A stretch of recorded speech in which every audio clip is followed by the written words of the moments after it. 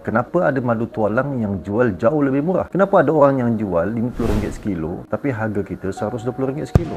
Sebab itu hari ini saya nak cerita sesuatu yang ramai orang yang sebenarnya tak nampak. Madu tualang ni dia bukan sekadar nama, tuan-tuan. Kalau sekadar ambil madu, kita perah bawah pokok, campur sekali anak lebah, taik lebah, siapa-siapa pun boleh jual murah. Tapi bila kita bercakap tentang kualiti madu masuk ke dalam badan anak kita sendiri, bayi kita, isteri kita, ibu ayah kita, itu dah cerita lain. Di Madu Kuat Tualang, kita bukan sekadar kumpul madu, tuan-tuan. Kita ada hampir 400 batang pokok tualang dalam directory kita. Ini yang kita kumpul sejak tahun 2008 di seluruh hutan alam Melayu. Keluar masuk hutan seluruh alam Melayu. Di mana ada pokok tualang, di situ ada kita.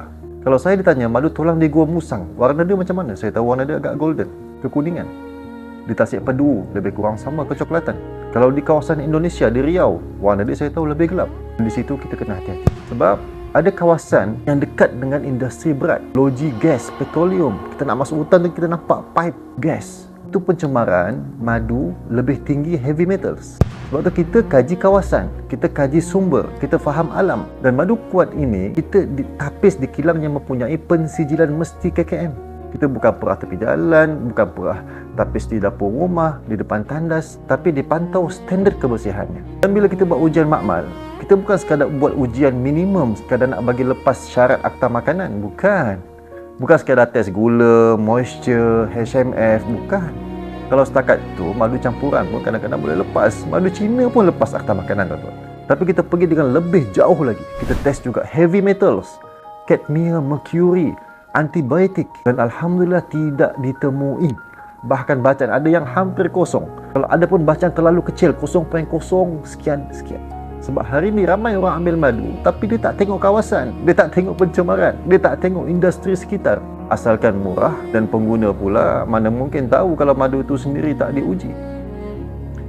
Bila diuji makmal, ada madu yang bacaan heavy metals yang tinggi, tuan-tuan. Bahkan ada yang bacaan mercury dalam madu. Tapi benda macam ni jaranglah orang cerita. Lagi ramai yang tak tahu, banyak madu yang dijual sebagai madu tualang sebenarnya adalah madu ternak. Lebah diternak di kawasan hutan akasia, ada yang dicampur, ada yang blend. Sebab itu harganya boleh jadi terlalu murah, RM50 sekilo. Dan biasanya madu warna gelap dijual lebih murah. Tapi madu tualang cerah yang golden diambil di Gunung Ganang dijual lebih mahal. Kenapa? Sebab madu ternak dari hutan akasia kebanyakannya memang lebih gelap. Nektar dia ada sepanjang tahun. Ada juga yang guna sugar feeding ke atas lebah itu, jadi hasilnya banyak. Tapi madu tualang yang sebenar ada lain. Madu yang cukup matang dalam sarang, dia lebih pekat, tuan-tuan. Dia susah nak bergas, fermentasinya lengkap di dalam sarang.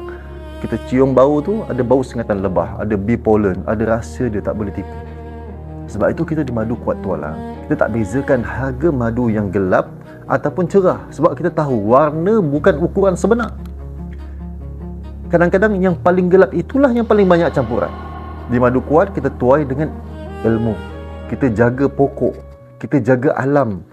Kita tak gunakan asap untuk halau lebah supaya madu kita bersih, tidak berdebu.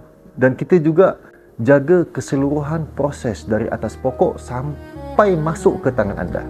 Sebab pada akhirnya orang boleh jual murah, tapi tak semua orang sanggup jaga kualiti. Ada harga, ada kualiti.